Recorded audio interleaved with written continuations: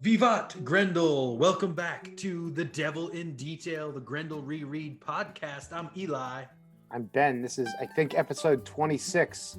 We're going to finally wrap up the red, white, and 27. black, white, and red 27th memorial episode of the anthology shorts. Yes, been here the forever, final it feels one. like. It really does. I am excited to move on into the Grendel in the Shadow next week. It's going to be fun. Mm-hmm.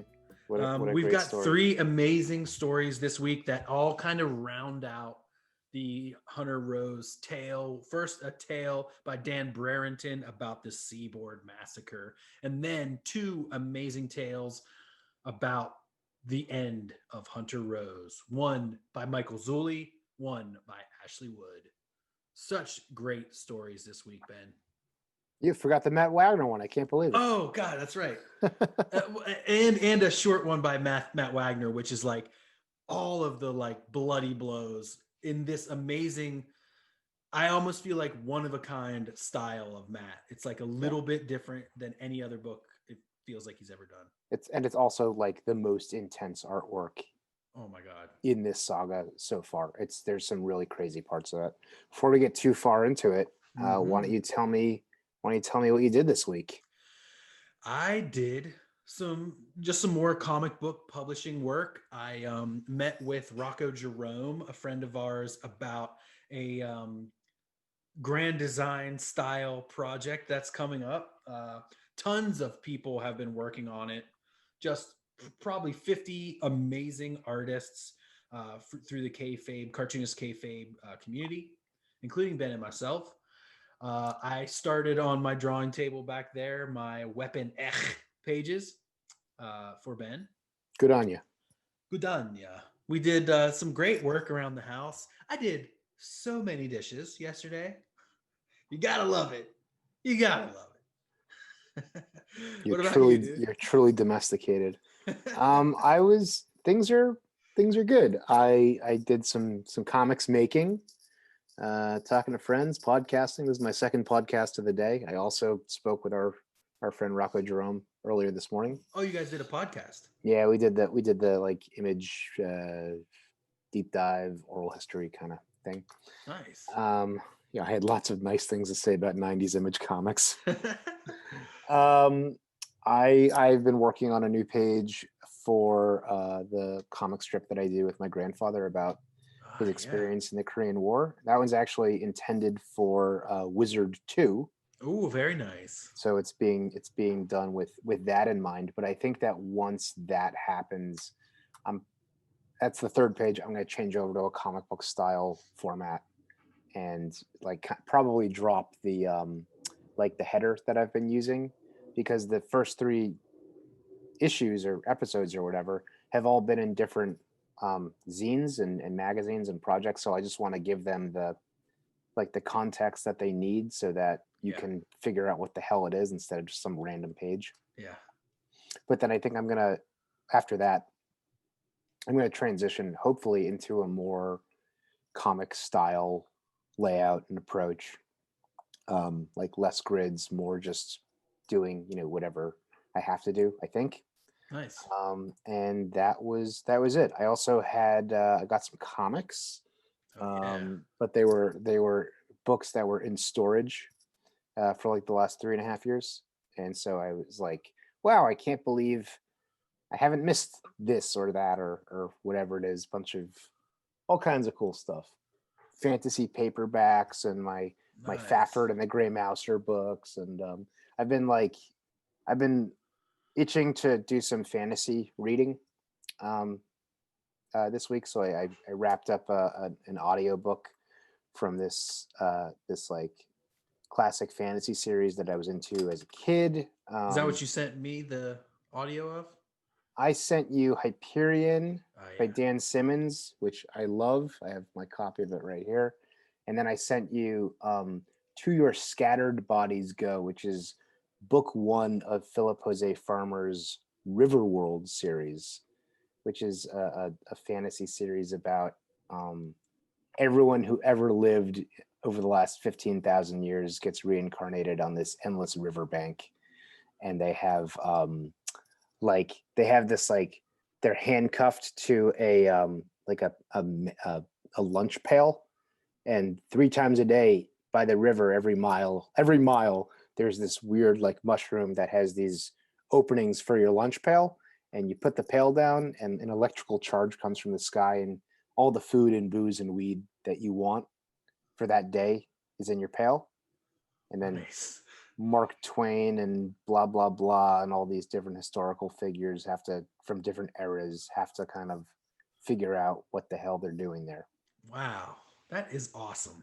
I'm gonna listen to that on my walk tomorrow. It's a put it at 1.5 speed, and it's like an 8-hour audiobook, so you'll be done. It's really cool. Nice. All right, sweet. Speaking of really cool, let's get into the intro. Hey.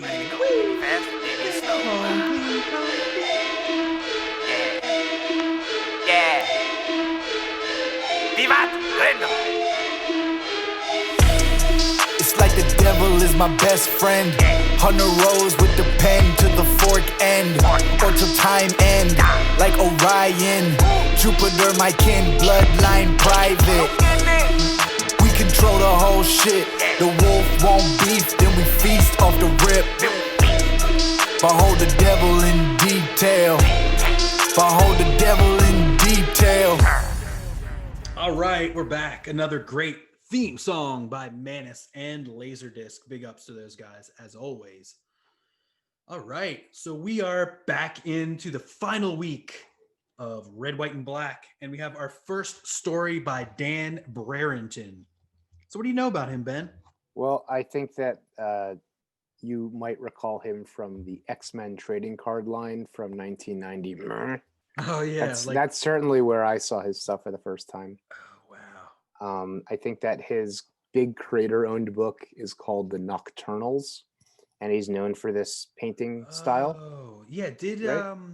Our friend Gilbert Liker did his like Knocktober, which was like a Inktober thing about the Nocturnals or something, or the Nocturnal?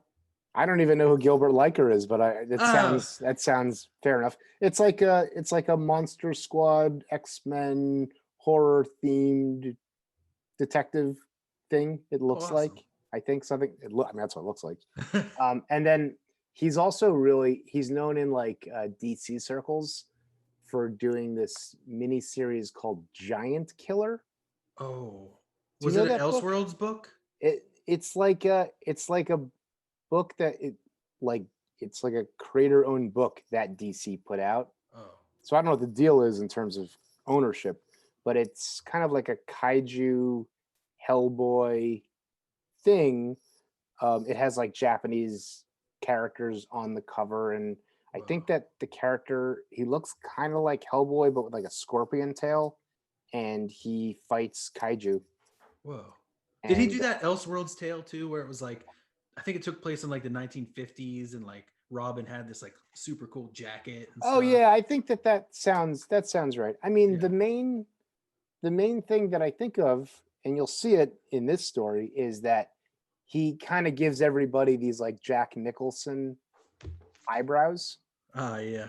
And I would sort of suspect that that's probably what his own face looks like.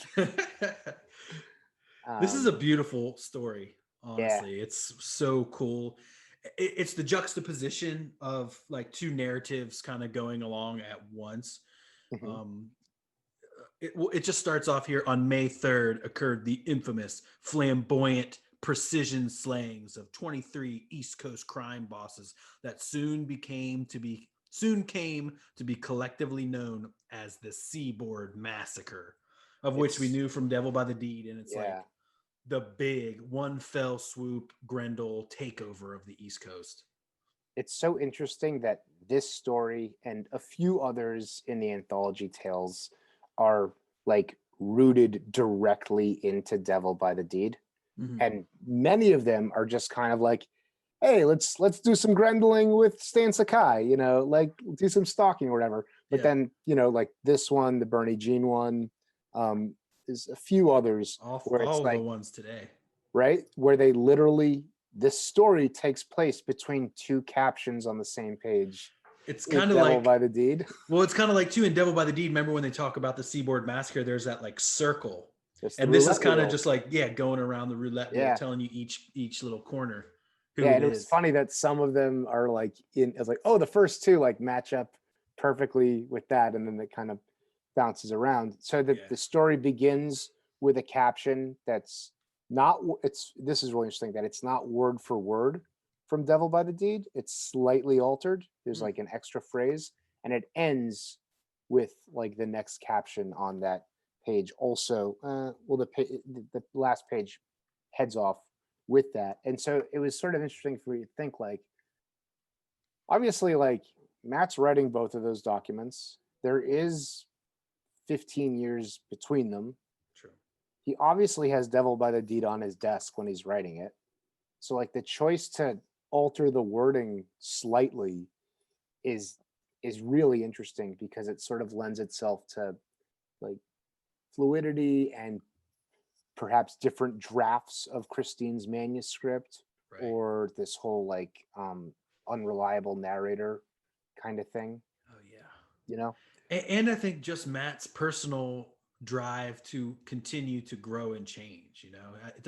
He doesn't ever seem to just be like, oh, okay, let's just grab this from the well or whatever. That's always true, like, but the wording is the same except for like one little phrase that he adds that he'll just add in just to kind of flavor it. Did you look back? Yeah, I did, I'm it's too like, curious now. It's like a tiny little change. I think. I hope I'm right about this because I'm making a big deal about it. It's certainly that way on his. Within 2 weeks occurred the infamous, flamboyant precision slayings of 23 East Coast crime bosses, which soon came to be, collectively known. So really, all it is they changed within 2 weeks. He adds the date, the actual date. Okay. And then on the end, we'll go back. We'll revisit this in terms of lawyering up at the end because the last one is anyway. So it cuts between these like really ominous, like jacked Grendel drawings. Stacy living the life of boredom and kind of like making her plans. I think she's really just left alone to her own devices, watching Lilo and Stitch and playing with her animals, her stuffed animals. And then on every page there's the details of two of these panels from the roulette wheel of who gets taken out where and in what grisly manner. Right. And we kind of, there's not much to talk about page by page on this in this story, except for the beautiful art and many of the situations that we've seen Stacy in are kind of touched upon, like in bed with her stuffed animals, feeding the fish that are in front of that. That was interesting to me. On the first page, she's looking out into Central Park at all the kids flying kites. Right. And she's kind of like, it's like the cover of My Little Chickadee where she's like in the cage. Oh yeah. It's kind of cool. Interesting. And then we see her, pulling off the heads of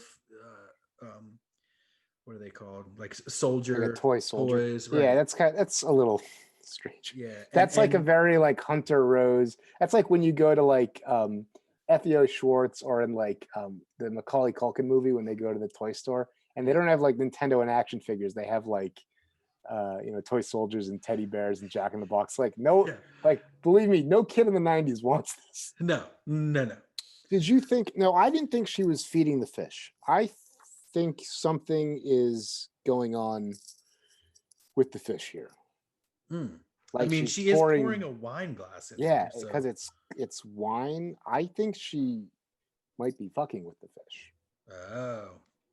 As a way to send a weird passive aggressive message to him because if she like maybe it's bleach or whatever, right. She kills the fish, only the ones in the center are going to be dead because it's a segmented. Oh, that's right. Yeah. Right, because it was that he it's hit like his 3 safe. in a row. Yeah, he hit his safe behind it, and we had talked about that like when it's done cartoony by Matt Wagner, this like trick safe hiding, seamless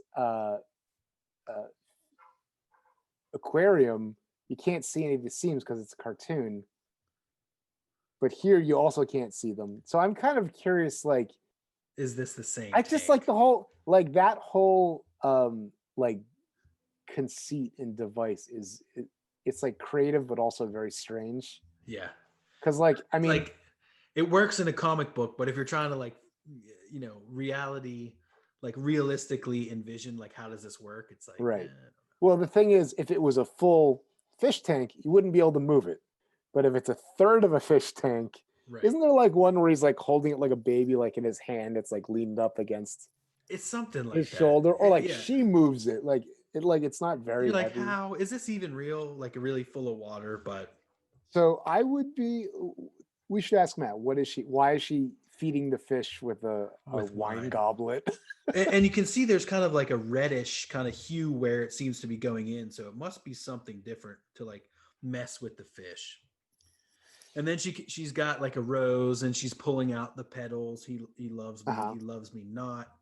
And we see a middle-aged Hunter Rose here. Yeah, no pigment patch. And not at the top. Yeah, you're right. Oh, there is a little. It's bit. kind of in the side. It's yeah. in the it's Yeah. Oh, I see it.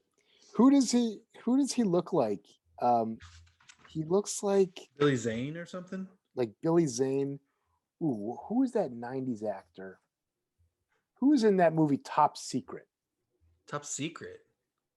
The movie's called If Looks Could Kill, and it has Richard Grieco. Ah, Richard Grieco. Yes. You know who that is? Yes, I do. Yeah, he had a show on UPN back in the day that there was always commercials for during. He looks Voyager. just like this Dan Brereton face. He does. With those like spooky eyes and the like in the 5 o'clock shadow orbit and all that shit. Mhm. Oh man. Oh, that's perfect. Yeah. Well, it was worth it. Yeah. On the next page, we see her setting up some domino rally and getting pissed with it, kind of knocking it over. Mm-hmm. She's stabbing a piece of paper that she's drawing on, and she's really not like having much fun. She's alone. She's upset. And all this while Grendel is in Cleveland, Norfolk, Virginia, Raleigh, North Carolina, Columbia, South Carolina, just murking people. Now we talked about this. It can't be just all him. You're can't be absolutely all right. him. Yeah. But he's still out there. He's still busy. Yeah, and he's got all these minions, and not every mob guy is a lumbering oaf type of character that you might see as like a goon or a henchman. There must be some other people, trained killers, stealth people that he is able to hook up with, because it says only like 3 of them get caught, and this is all. Oh, does it say that? Yeah, at the end it says like 3 were caught, 1 kills himself, and the other 2 like hang themselves in prison or something. I'll have to read closer next time. Yeah. So what is she doing? She's bed. Twisting her pillow. I was a little. I had a hard time reading this. I don't know either, man. Twisting her sheets up real tight or something. It's a stuffed animal. It's like a stuffed Dalmatian or giraffe, or I don't know what she's doing. Maybe she's like ripping the head off of it or something. And she was doing that. A lot of this behavior we saw in the Jason Pearson story. Yeah, that's right. Yeah, it's like the same. It's like pretty similar. Right. One thing I really like about Dan Brereton's Grendel, and you can see it on the upper right corner of the spread, is that he puts a lot of attention into kind of the color. Oh yeah. The floofiness and the looseness of the collar of his tunic, which I think is it's just another one of those really cool things where each different artist kind of picks up on a little something different to highlight. Mm-hmm. Really cool. As she drops her stuffed bear into the bathtub, and there's a bottle of Grendel shampoo there. Yeah, I found this strange. I think that there are references to Stacy like drawing a bath for herself after doing something. Oh, I think there's like self-care, or like she makes hot cocoa. Like that's the big one. Right. That like after she kills someone, after she makes the kills phone the call, nanny or helps something. the nanny. Yeah. Yeah. She's like, then she's up on a stool making hot cocoa in the kitchen. Yeah, the This, dichotomous youth of this yeah, girl. this like bubble bath panel, I find it a little strange. And when I looked at it, I kind of went back on all the faces and I was like, she's not particularly childlike in the face for a lot of these panels. Right, because And she's that's supposed just, to be 7 or 8, right? yeah, that's just like one of those things where it's like the more like realistic illustration minded you are, like the more precise it has to be or it doesn't look right. Yeah. You know, like the Kids are us, just hard to draw, man. yeah. I saw Russ Heath saying that, and I was like, come on, like just like if you're a cartoonist, it's a symbol, you know. But if you're like doing this illustration stuff, it's got to be like Yeah. it really has to be on point. Or Well, it looks strange. because of the way it's kind of like minimal. So if they were drawn like as a kid, you wouldn't get the cheek lines or something. But then again, you Right. wouldn't see where the nose is. So like you're like, I need this cheek line to let people know or whatever, you know. So it's like Maybe it's the, like the fullness of her lips and like right. he like gives her like Very eyeshadow. full, But yeah. one thing that I thought was really nice was that like especially in this one with the dominoes and the drawing is that her hair really does look like a kid's. Like she doesn't have a hairdo; it's like messy and all. Scraggly. Yeah, so I thought that was. She's kind interesting. of got a like young Winona Ryder type of look going on in this one. Yeah, From my brain sometimes from Beetlejuice era kind of. oh, interesting. Yeah, okay, I'll allow it. Yeah. Anyway, so then she's like with all the stuffed animals, the often mentioned many stuffed animals. Yeah. All gifts of Hunter and some from Arjun as well, right? As Hunter. Interesting. You know what I'm realizing now is that when I was reading this story, I actually skipped this spread. Oh wow. What a fool I was. The killings continue from Atlanta to Nashville to Lexington, Kentucky to Miami to DC, finally, as she continues to creep around, build models. Yeah, what is she doing with the golf club? I don't know. And how is the ball sticking to the club itself? I think it's a child's toy golf club. Definitely, and so there's a picture of a golf ball on the head. That might be true. But then it's like one of those things where like she's building this model kit, but there's also like a child's toy block on the floor. Right. And so I think that like if we're being like, you know, going with it and being generous, the subtext is that like he wants to kind of infantilize her a little bit. And so like a lot of the things that he gets for her are it's a balancing act between like you know, like he does things with that aren't not that they're inappropriate for a child, but like this like high society life, and then great more stuffed animals. Right. And so it may be like he feels like he understands her so well, but really Stacy's like, this is, you know, I'm to the point of building these model cars, not like playing make believe with these animals. But then it's like, but also she loves the animals, you know. It's like again her dichotomous nature of being so smart and yet wanting to be a kid sometimes too. So as we get to the end of these stories, it becomes clear what still needs to be like fleshed out. Right. There's like a few key beats that would sort of help support a lot of this other stuff, and maybe one day we'll see them. The model kit says, I think it says snap kit, and then there's a bottle of glue. I'm not sure what's going on with that, Dan Brereton. It says Mach 7 too, like 2 after the Mach 5. So. Wow. All right, so Hunter just like kind of watches, like he's like watching his empire, and in the back, you know, as we'll see with Michael Zulli, he's kind of watching their relationship sort of deteriorate. Okay. And then on the final page it's that epic scene where Stacy finally learns he's Grendel. He's recording the recording that is sent out to all the police stations to let them know who killed everyone. Grendel speaking, Grendel acting.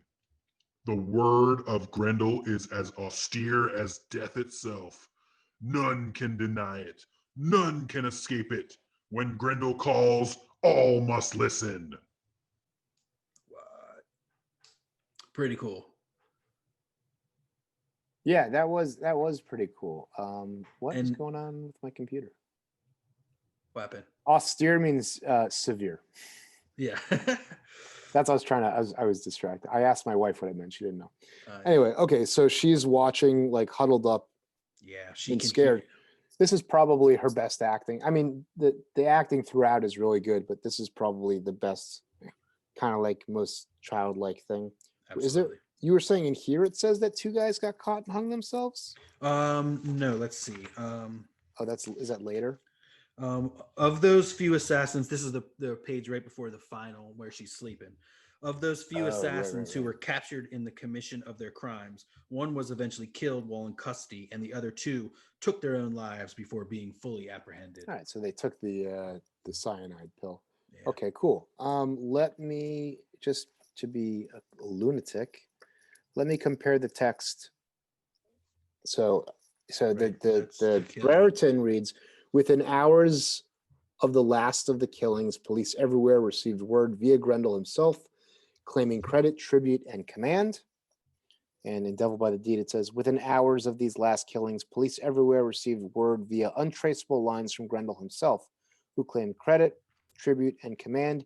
He was quite publicly voicing the self-proclaimed position as lord over the criminal East Coast. It's just ever so slightly altered. There's like Right. one word in both, which is, it's just such an interesting little thing. It's not like Matt forgot what he had written, you know? No, yeah, it's like he kind of tweaked it. And we had never heard what the phone call actually sounded like. So Right. that this is cool text to get. Yeah. And also the like 1950s reel-to-reel recording equipment Uh-huh. is the same. It's funny that, like, in Devil by the Deed, he's got that like weird like Art Deco collar that kind of like folds over, like the Captain Kirk Oh yeah, he's thing. got that. And here they were like, I don't think I'm going to draw that, We'll put him in a normal shirt. which I thought was Oh yeah, that's interesting. that was funny. That's some of the style, because I remember we were talking about that at that point, being like Matt's eye for style and stuff was really good. Yeah. It was on point. Oh yeah, I mean, also this reel-to-reel lays flat, and then Brereton stands up. Yeah. Because you got It's to such show it. Yeah. I mean, minor stuff, but it's just like interesting how, you know, it's not a breach in continuity. It's the way that Hunter story's Rose's legend like infiltrates popular imagination and like lives in everyone's mind until it takes over the planet. Exactly. You know, super cool. Yeah. Love it. All right. Yeah, that was a great story. Dan Brereton's art is Yeah. And the Um, red wash being used throughout. Like right. it's a This really is the only one that does that. Yeah. Really cool. really crazy. All right, next up is Devil's Due by Matt Wagner, which first appeared in Dark Horse Maverick, which is a book edited by Diana Schutz. She ran the Dark Horse Maverick line, which was kind of like DC Vertigo type of books, I believe, or maybe it was creator-owned Dark Horse line, I think is what it was. I think it might have taken over after Legends. Yeah, which I think Right. was also her. Yeah, that was like Frank Miller, Art Adams, Yeah, Mike Mignola, stuff like that. Yeah. It had the Easter Island head. yeah, that's right. Yeah. Do you say Dark Horse Maverick? I thought it was a Dark Horse like 2000 annual or something like that. Yeah, I think it says from Dark Horse Maverick 2001. So it was Okay.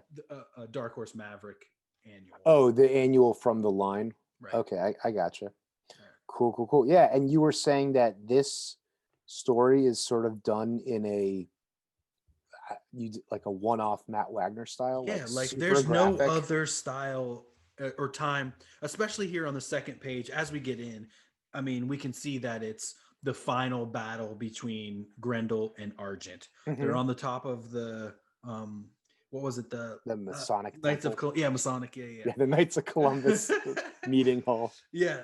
No, yeah. The BBYO building. Yeah, exactly. Yeah, on top of the mall there, and so it's so stylized. Like here on the second page, it's all spreads. So right now we're going to be in between these two guys, and it's like Matt's never drawn Grendel like this ever. He's so skinny, lanky, tall, and we see death. We see the rose. We see Stacy, and on Argent's side we see fire and death, the skull, and then the heartbreak of Stacy. Yeah. The top icons are both eyeballs. And so Argent's is more like wolf-like. Yeah. Like, and I didn't even notice at the bottom here, the speed. I didn't even notice that either. God, that's amazing. I thought it was just a shading or like the shadows, but yeah, it looks like he used some Frisket on the gloves and then just like went to town. That's so great. It would be really cool. Matt is always talking about how he loves Primal. It would be so cool to see Genny Tartakovsky like do this wordless battle. Like that would be insane. Yeah, man, that'd be crazy. That'd be on the first page, just like the Dan Brereton one, there's a caption pulled directly out of Devil by the Deed. Oh, really? And it's done in, it's crazy. Matt's doing it hand lettering, and it's really classy. Like there's no black holding line around. Oh, around, yeah. So it's hand lettered, and then and thus in silence, according to Argent, occurred the infamous final rooftop battle between the wolf and the man who was Grendel. And then Matt adds a sentence not present in Devil by the Deed. One can only imagine the ferocity, ... So, like, this is like another version of, maybe Christine edited that line out. Yeah, exactly.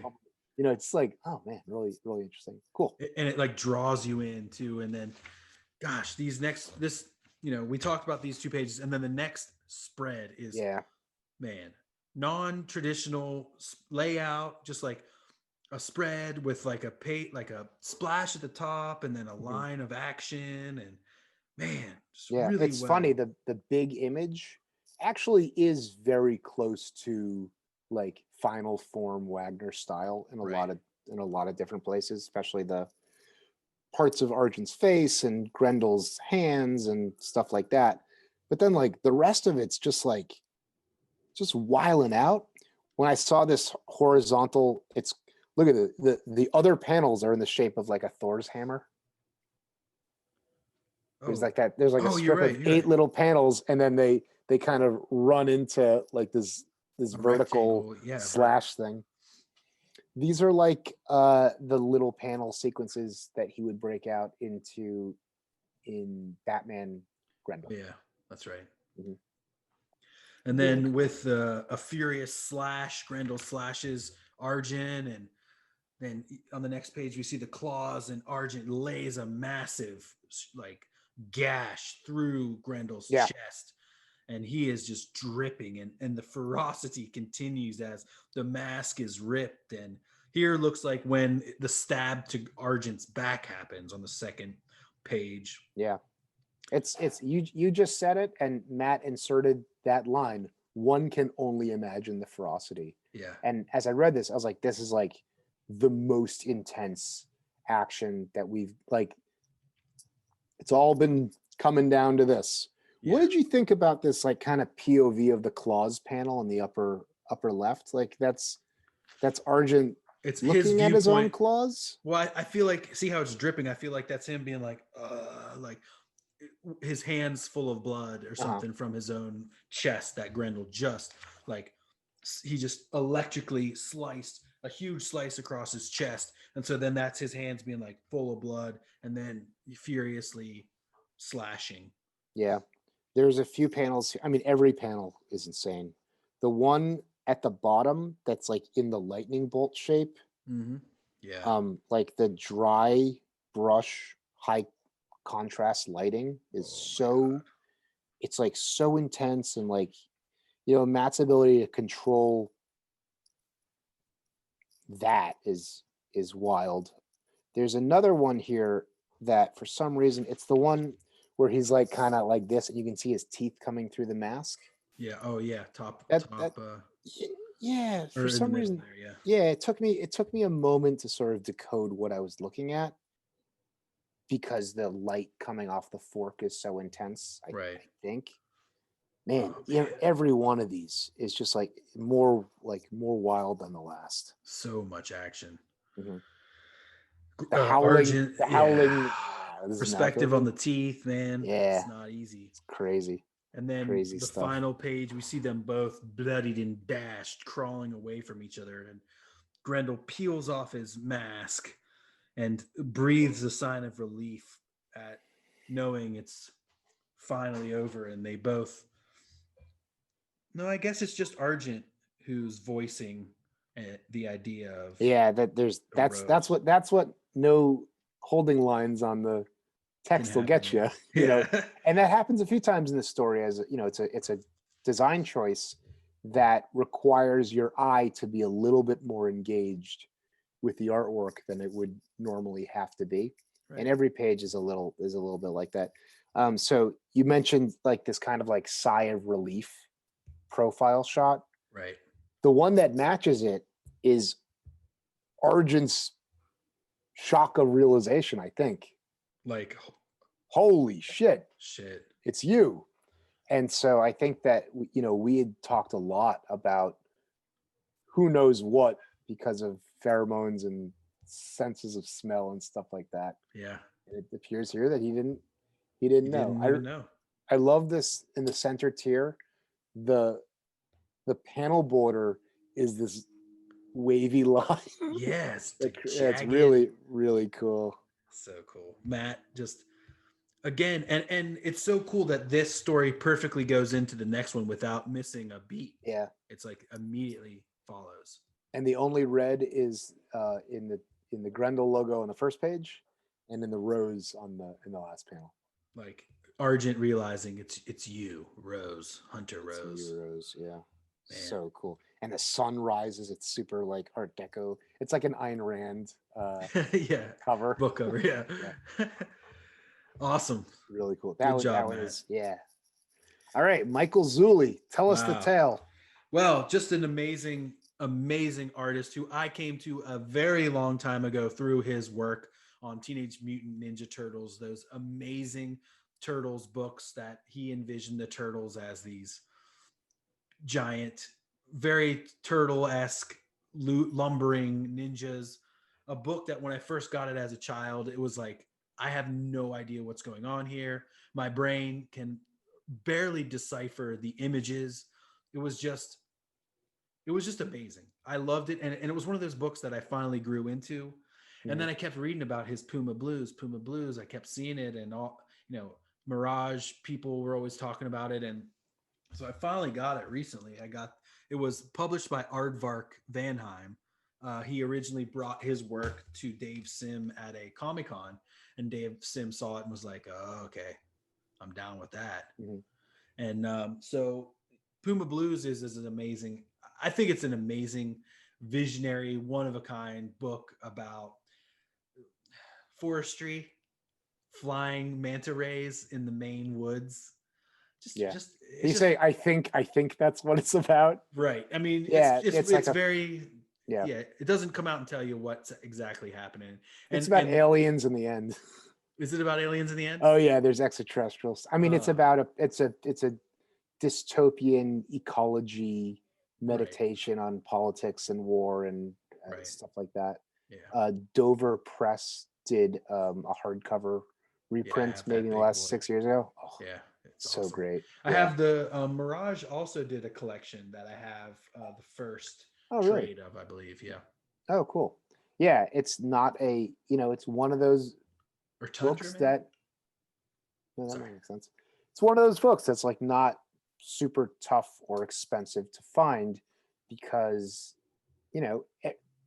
the people that set the prices on books are most interested in buying what's coming out on Wednesday and, keeping the variant covers to $60 a pop or whatever, whatever it is. Yeah. So these like forgotten indie books, like You can find them for $1.50 a piece if you want them.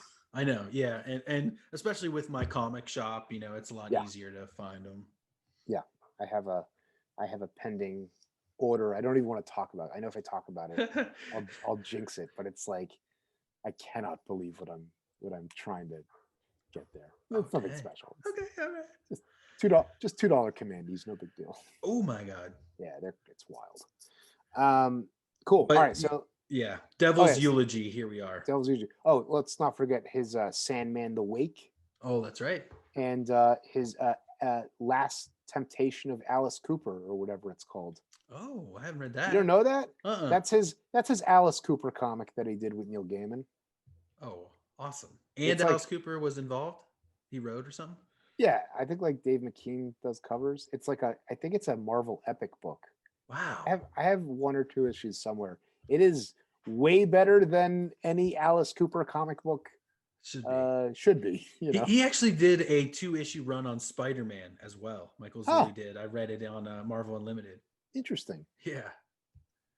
Not what I expected or who I expected to see on a Spidey book for sure. This is the perhaps third time that we've been at this rooftop conversation. Yeah. The last time we were here was really recently, and it was in the back matter of Silverback. Oh, that's right. Right from the kind of forgotten Matt Wagner novel.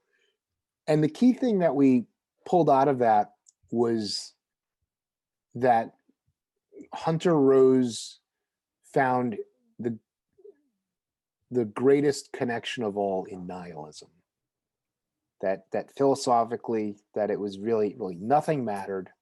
Yeah. And that's kind of in the background here.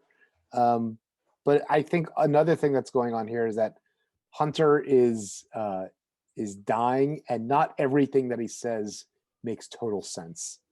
Okay. Yeah. He's kind of like he's kind of doing his like post-mortem. He's kind of like summing everything up as only someone like Hunter would do. I'm at the last point of my life, so I'm going to be boisterous and say things all like, and thus in the twilight of our own making, and then he says, Arjun, I'm going to tell you everything now, my secrets. Yeah, really crazy. The thing that I watched the Killing Joke movie on Netflix yesterday. The cartoon. Yeah. And I was just there and I put it on. And as I was reading this, I was like, this is like the ultimate like warped reflection of Batman and the Joker Grendel story. Yeah.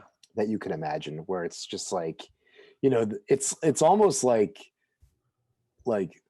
there's like almost like a Luke, I am your father kind of moment in here when he freaks out and he's like, I'm great at being bad because of you. He's like, no. Yeah. He's like, cool. Without having you to bounce off of. Yeah. There's also a lot of ideas that we've been talking about in here. And it starts like the relationship. Well, like the shooting star and like, am I demon, to quote the bard Danzig and all that stuff. He says, so the first page ends with this amazing Argent calling him a demon. And he says, demon? Hardly so chaotic as that, my furious fuzzball.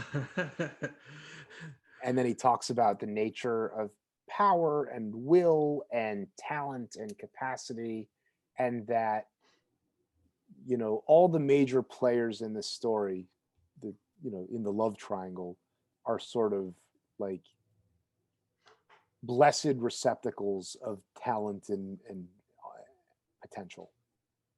Agreed.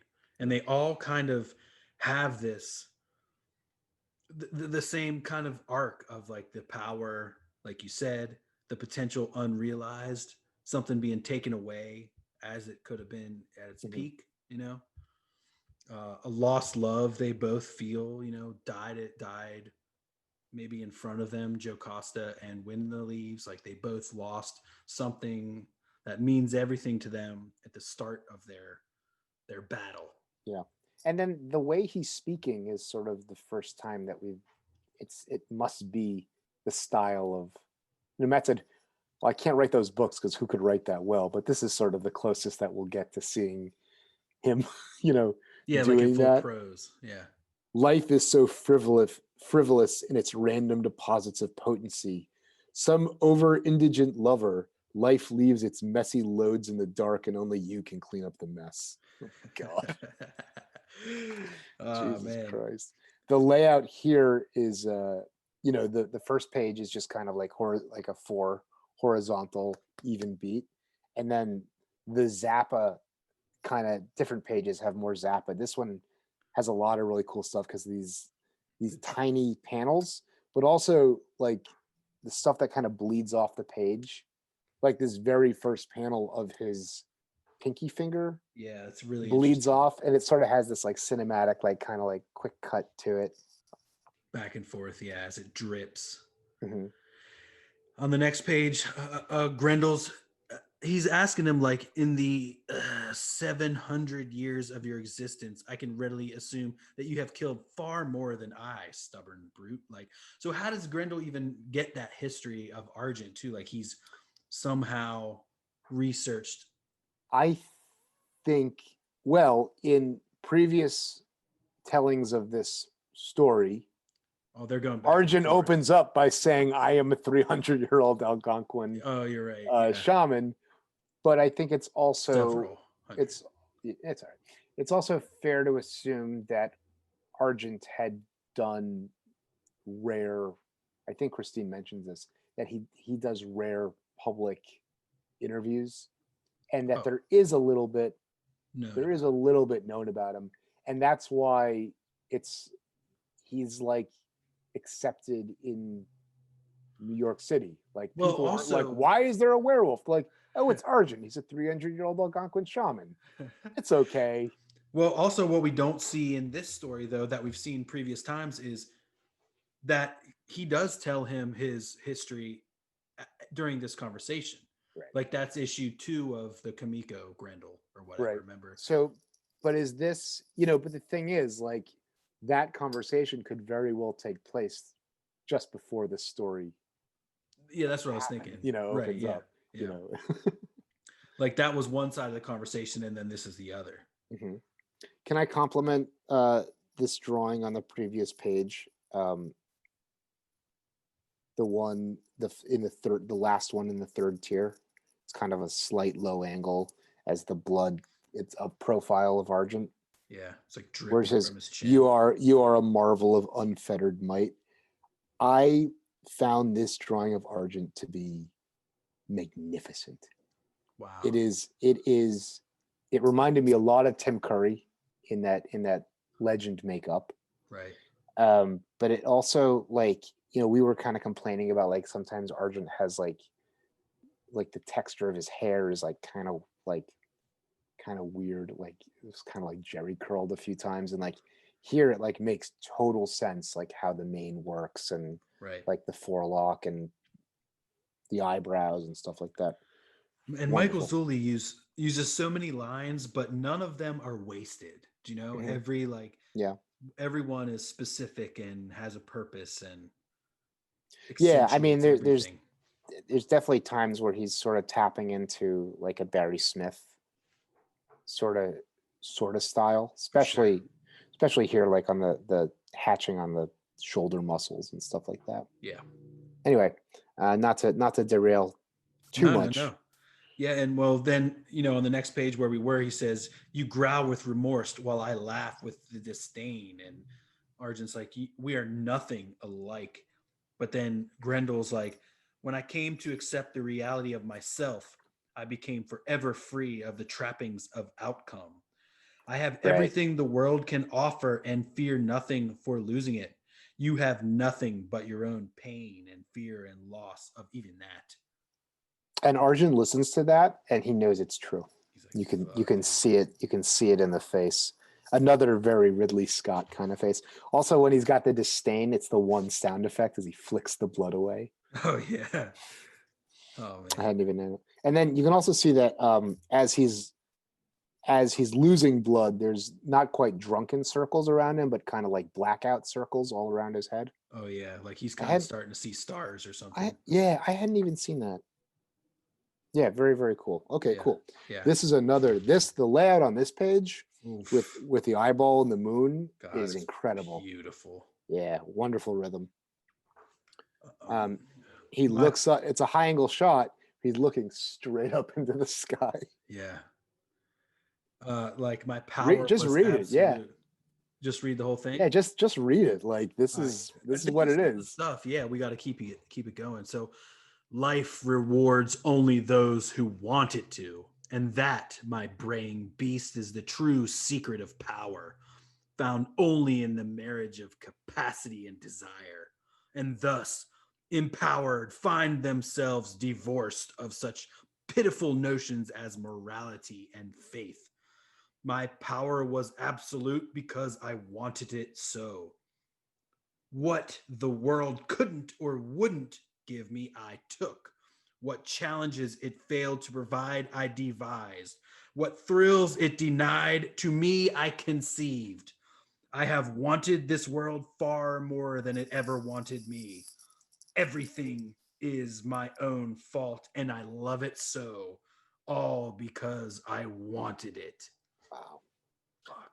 The last 4 panels. I mean everything where it zooms in on his eye, Yeah. and then the moon's reflected in his eye, and then it's the moon. Right, like crossfades. I love how in the last panel the moon jumps over to the right just a centimeter. Right. That's really cool. He calls him an abomination. Et tu, Brute? Man. Just the way that he's kind of unraveling the whole story. And because of desire, there was Grendel. Because of myself, he was majestic. Because of you, he was transcendent. And right there is when he says, like, as you were saying, it's like the Batman and Joker, like, I couldn't have been me without you. Yeah. Because of you trying ever to stop me, I was unstoppable. RG doesn't like that part. He fucking freaks. No! He makes in the third panel, he makes an analogy that he's going to revisit later on about like steel. Don't you understand it? True power is hammered into perfection. Its mighty clash, cold, crisp, and clear, like the ringing report of steel against steel. I am that swinging blade, and you, foul wolf, are my anvil. That's good. Yeah, crazy. Good stuff. And then right at the end of this page is when he goes into the Stacy stuff, which is really like the needle, the nails on the coffin of everything, man. It's just like, it was all due to Stacy that I lost my footing on the ladder of dominion and fell. I should have never done it. I should have never taken her away from you. And then Argent's like, you? And then this is when he tells him all about how he devised that whole plan to embarrass him, how he falls out on the roof and becomes this like vicious beast in the eyes of Stacy. Thus, like that event is what ensured Grendel's demise. Basically, that was that double cross, right? That and that event's absence in these anthology stories is like the biggest piece of evidence that we'll get another anthology one day. Because that's one of the biggest. That's the turning point. Like that is the absolute turning point in all 3 of these people's relationships. Mm-hmm. Absolutely. Insane. Yeah, the Reynolds sham. And what he failed to realize was that everything would repulse her. That event was not the straw that broke the camel's back, but that she had sort of been betrayed. Life had betrayed her trust and safety 3 times at that point. Right. And it was like, what's the point? Something broke inside of her when right. And it wasn't just, and like you said, it didn't just revolt her from Argent. It revolted her from life. Like you said, it turned her inward. Yeah. There was a word, man, that they kept using, bemusement or something, or there was a specific word that they were using to describe what she was. I can't remember what it was. In here? Yeah, in Devil by the Deed, I thought. Melancholy. She was consistently described as melancholy, and the infinite sadness that followed was what all this brought to Stacy. Right. And there's plenty of stories. Dan Brereton, Jason Pearson, who's Jay Geldof, where she's just, I mean, the one with Geldof is right before the Reynolds event, where you can see that like you can see the change that occurs. So it is a major event. And just like considering that we're looking at a few stories that take place between like narrative captions in Devil by the Deed. Right. And like and like that event has like a page and a half and a splash, and like it's got like gizmos and like, well, maybe you thought like this has been covered enough, we don't need to read. And then like, isn't there mention in Devil's, what's the one with the boardroom and the kidnapping, Devil's Vagary? Oh yeah, don't they talk about Reynolds? They do talk in about Hollywood. Else. Yeah. So there's like set him up. There's a whole other. I think that there's like a Hunter Rose novel option Hollywood deal story that kind of leads into that or something like that. Man. So there's so much. So and they're like just continuing their. Let's just say that it is conspicuously not present in the anthologies. I agree. Oh man. I confess I was driven by our endlessly deadly dance. They continue to talk to each other. And so you see Wolf, stars do indeed fall from the heavens, don't they? The hammer falls and the spark is struck, the mightier the blow, the more ferocious the flashing gleam. Right. Remember the falling star, the Grendel star in Mike Allred's. Yeah, that's like the very first one. Yeah. Yeah. Nice allusion back there. Yeah, man. So with one final poetic rise, Hunter Rose delivers these words. There, I have said the hated word. Destiny. Yep. All is destined, fiend. He is so crazy when he says this, when he talks about the stars, and you can see the light shining in his eyes. Yes. I mean, he's a madman. He's giving all of it's like his final death knell, or the like last rumblings of his life. His death rattle, as Frank Miller would say time and again. There's this other part on the page before. I know that you got momentum. I don't want to break it up. Where he talks about how Hunter realizes that he was jealous of Stacy's affection, and that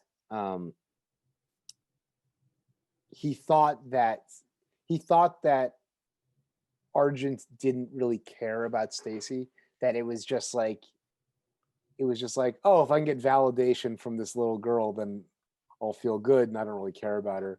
Yeah. And then, Argent's like, I care deeply for her. How can you suggest that? He goes, no, I know that now. It's like, okay. It's like, isn't it obvious that I know it now? And I think that like Hunter, this like love triangle, like had a odd way of bringing something good out in Grendel, and that could not be allowed. Yeah, and that was like a weakness probably that he ended up seeing. Like, And so if, like in its own weird way, this scene is like it's like Batman Joker. Like it's a scene between friends. Like this is he's like. It's like, when like, the Joker has to, they fuck in the tunnel of love or whatever it is. Yeah. In DKR, it's kind of like that. Yeah. It's like realizing that you're not your opposite, but that your yin, the yin to your yang has now shown. And it's like, I realize now I could never have been what I was without you, without being driven. And then, even the relationship with Stacy and even their relationship, like, because Hunter Rose and Argent must have had some sort of relationship too. They had that kind of tete-a-tete kind of like relationship between like a father and her daughter's friend or something. Yeah, well, it says that in Devil by the Deed, it says that he would come home early. He would find out when the wolf was going to be there. First of all, he let the guy come in the house by himself, right? to do this ward. And then he would come home early and like and do a quick little visit and say, okay, you got to get going. All right, cool. Well, we're going to be, we've got book signings and society parties and all that stuff, so that Argent would always know where Stacy was. And I think that the subtext there is that Hunter wants Argent to think that Hunter wants Argent protecting Stacy. And also to have an alibi for Hunter Rose if Grendel's out Grendel. Oh, that's interesting. Yeah. Well, although they did really go to those parties. They did, but he would be Grendeling at the parties. He would be in and out. Like, yeah, he'd be hobnobbing and then go a Grendelin, and then he'd be hobnob and a Grendelin. He's so crazy sweet in this bottom tier. He looks absolutely batshit. And this is kind of like the one time that I don't really mind that he looks like he's 35. No, it works so because well. The acting is so good. Yeah. He's almost got like a Bowie-ness going on. Especially in the panel 4 on this second to last page. He's so intense looking. Yeah. All right. And then the roses take over for that last page. The dreaded, what does it say? The awful word has finally been spoken. Mm-hmm. I've said the hated word. All is destined, fiend. And then he like slowly slumps over and says his last shit. Yeah. And is mourned by Argent in the end. Argent realizes like, okay, like what else is my life now? And I've also wondered what happens to the criminal empire, you know? Did it say in the postmortem in Devil by the Deed that like they were able to figure out who Grendel was and then they took down all of his crime or something like that? It helped them have the biggest like siege of crime. That's a good question. Criminal takedown. I feel like I feel like Christine does make some kind of mention of that. Yeah, almost instantly, the structure of organized crime on the entire East Coast virtually crumbled. Authorities everywhere were suddenly unified by this staggering development and quickly moved in to smash much of Grendel's surviving hierarchy. Argent the Wolf has, of course, completely withdrawn from public sight, granting only 2 brief phone interviews since. Those were the interviews that I had mentioned. Right. So I don't know. Maybe he told the story to Stacy, and maybe Hunter. Yeah. Well, he told Hunter right before this. You know, that's Comico number 2. Right. He told people. Yeah, just not publicly. Yeah. The wondrous wolf. Oh my God. Wow. Yeah, Michael he does Zulli, kind of. Man. Yeah, he does kind of sit there and regard him. These kind of like bullet hole shapes in the concrete are a little weird. Right. Could be where he smashed into it, like with his back or something like that. Or the I don't know. There's a bunch of them throughout here. Anyway, that's such a minor thing. And then there's also this like Egyptian stuff. There's these sphinxes up on the roof, which is kind of interesting. Oh, where do you see that? Previous page. There's maybe 3 drawings of Sphinx statues. It's just, you know, it's a rich world. Yeah, there's 2 panels with it in there. Anyway, really nice. Really cool. Really spooky. Definitely like a Barry Smith rune vibe in a few of these Argent panels. Definitely. And a nice way to bring, the Hunter Rose story here to an end. We will be returning for 2 more tales of Hunter Rose after this, but I mean, that's the cycle right there, man. And then this is how it begins. Yeah. It begins here and it ends here. That's right. And we have like an epilogue here kind of with called Devil Deed Denouement, which is poetry, a poetic song lyrics with a refrain with art by Ashley Wood. You might want to let's get the pronunciation on. That's a French word. Oh, denouement? Denouement. Denouement. Denouement, yeah. I only say that because it's tricky and I don't want you to. You don't want me to look like an idiot. I don't want you to look like a Philistine. Denouement. I'll cut that out. Yeah, thank you. I'm sorry. I didn't mean to shame you. Yeah. Well, I said it wrong, so I sound like an idiot. So you had to correct me there. I did. Yeah. So it's like Matt is a music hound, his own words. For sure. You're a music hound. That is also true. That's also true. How did you and Matt? You said this sounded like a bluegrass song to you. And at the refrains fit like a bluegrassy thing to me, but the tone doesn't. And you mentioned like Tom Waits or something like that, and that's probably for sure. Like I would even like, I don't know if you listen to Saul Williams much. He's a poet. He's a poet, and he does the music that's behind him. Like is kind of like, it's almost like metal hip hop kind of stuff. And these poems are read over top of it. And it's very, so I would almost could see it in that type of scenario. Yeah. Matt doesn't like hip hop that much, but I also was thinking about, the Jam and Elvis Costello and Warren Zevon maybe even too had some stuff like this. Yeah. Okay, cool. So this kind of takes us, it's a song that takes us through the tale. You know what it's kind of like maybe is my father bought for the Tuesdays. Right, it is like that.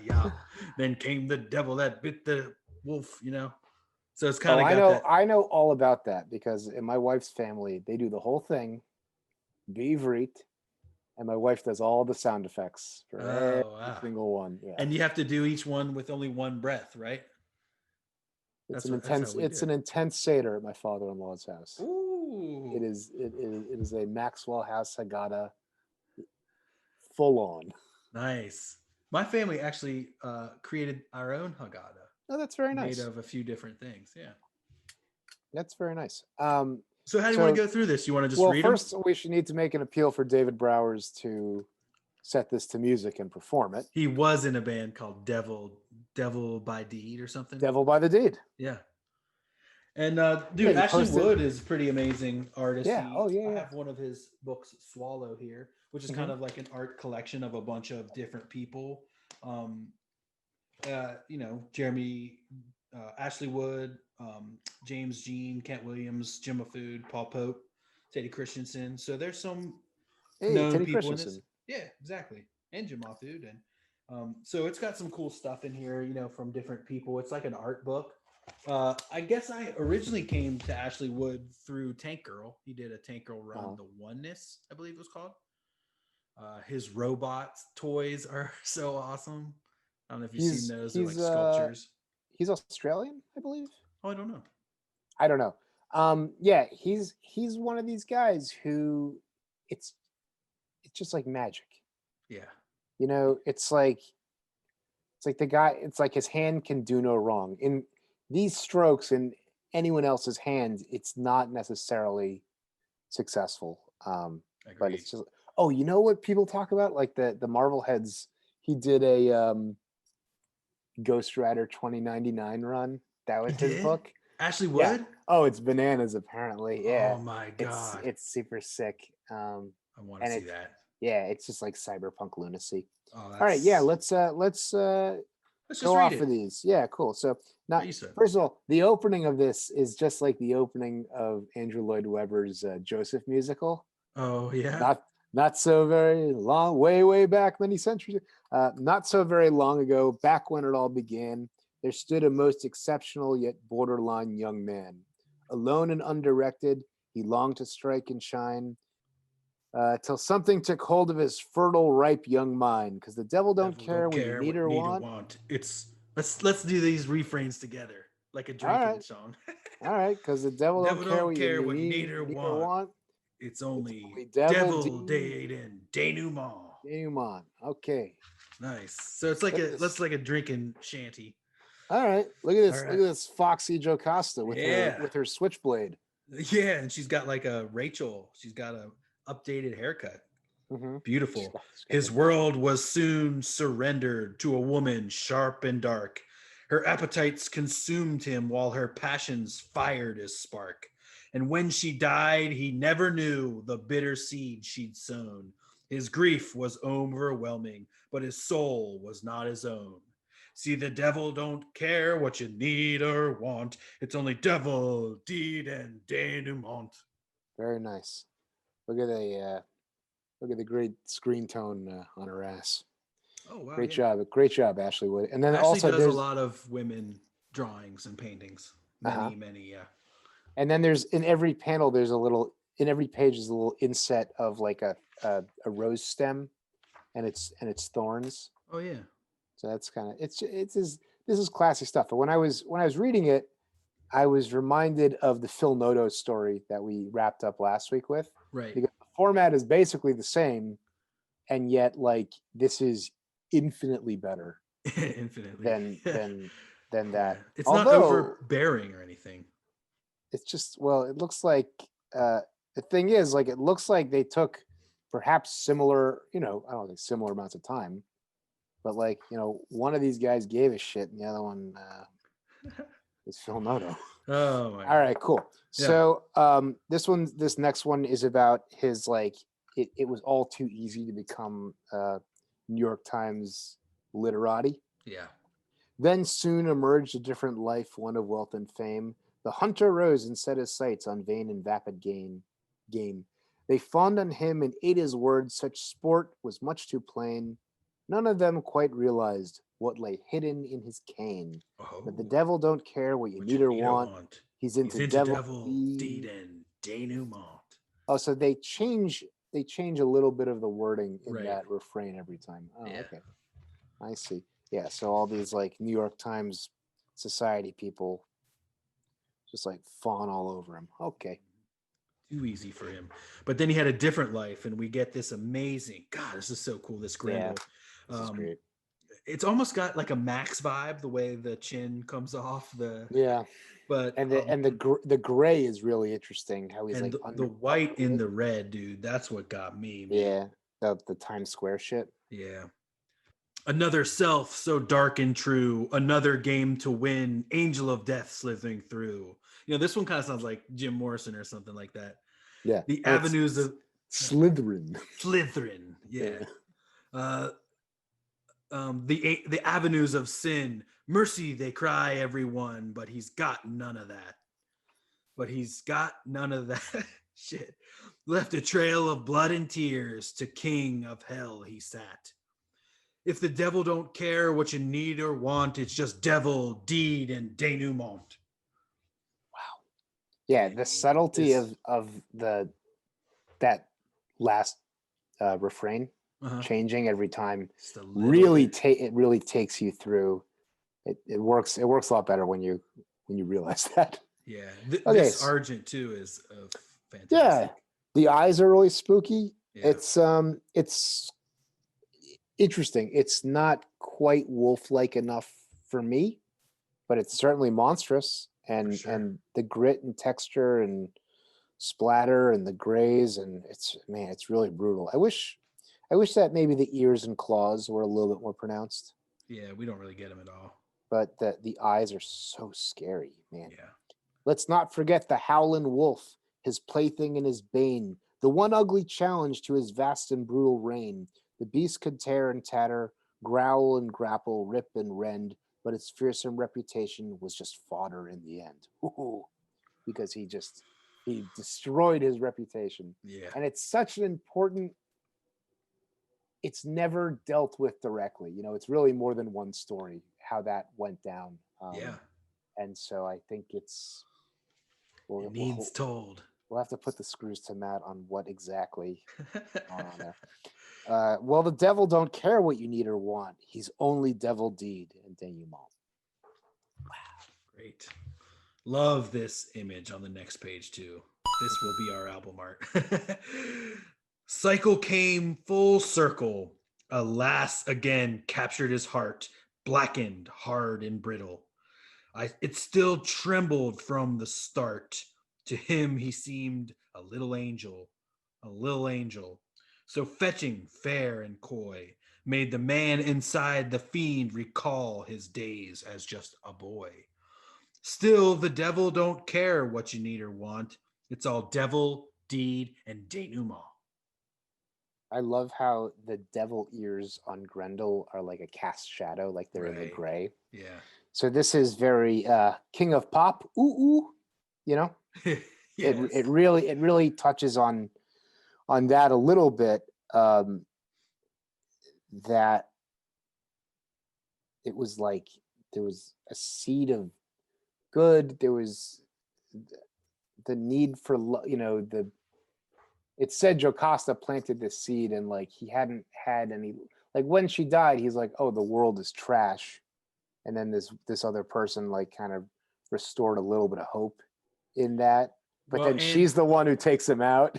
Yeah, well, and like she had this immense burden of inspiration or something like that, because Grendel saw Jocasta in her, and Argent saw Wind in the Leaves in her. So it's like she had this blessing or curse of having these, men fall in love with her type of feeling. Yeah.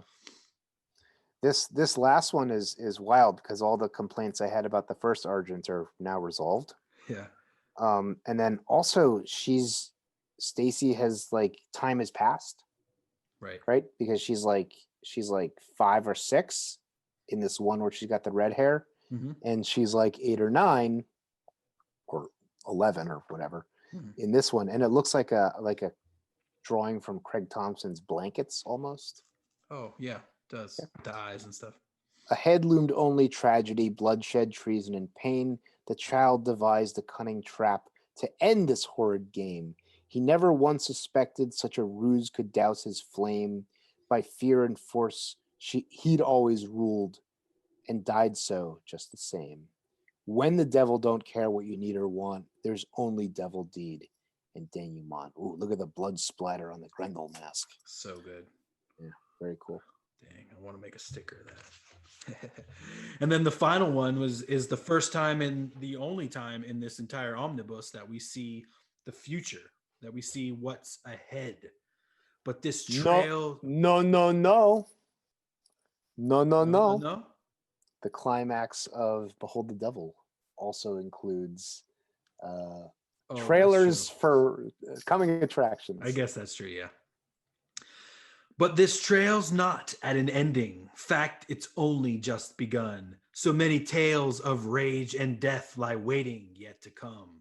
His dark and twisted legacy, his urge to strike and shine, would lay claim to many after him, time after bloody time. Oh, the devil don't care what you need or want. You hear me? Devil, deed, and denouement. Devil, deed, and denouement. Super cool. So and we see everyone here. Yeah. Got this Hunter, Bride of Frankenstein, Christine. Yeah. Brian Lee Sung. And that's Orion in the bottom, I guess. Must be, yeah. Yeah, Orion had both sides white. Look at the way in the Epi Thatcher, the way he layers like two sheets of screen tone on top of each other. That's super awesome. Cool. Yeah, really man, cool. What a baller paladin he's got there. Yeah. The inset panels of the roses are not in every page. So in the first one, it is a white rose. Jocasta is the thorned stem. The New York literati people are the stem tied in a knot. Then when he's Grendel in Times Square, there's none of that. The first one with Argent has it looks like a bud, or like it's withered or something. I'm not sure. Either at the beginning or the end of its life. I would wait to at the end with Paladin, it's a red rose in full bloom. Right. So the legacy lives on. Wow. Awesome ending there. Wow, Ben. Hell yeah. And with that, we end the anthology portion of Devil by the Deed of Grendel, which we started basically months and months and months ago. Half a year ago. Yeah. It's wild. Unbelievable. Yeah. Yes. It's really, and we've still got another 3 months of Hunter Rose. We're not done with Hunter Rose. Not even close. Yeah, Next week we'll step into the crossover world of the Devil and the Shadow. I'm psyched for that, man. Only got to read it the once, so it'll be fun. Get back into floppies and to get back into a multiversal tale. Was it 2 prestige releases or 3? I don't recall. I thought it was 4. Oh, really? Maybe I'm wrong. I've also only read it the once. It was way better than I Yeah. expected it to Well, be. Matt loves the Shadow, as Yeah. you have noticed from his recent Facebook post. And then Yeah. he also did the Shadow, The Death of Margot Lane book, which was Mhm. great. And Brendan, I think, colored as well. Oh, okay.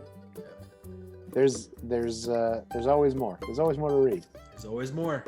Delightful. So until next time, Ben, Vivat Grendel, keep on Grendelin, and later. I lit out from Reno. I was trailed by 20 hounds.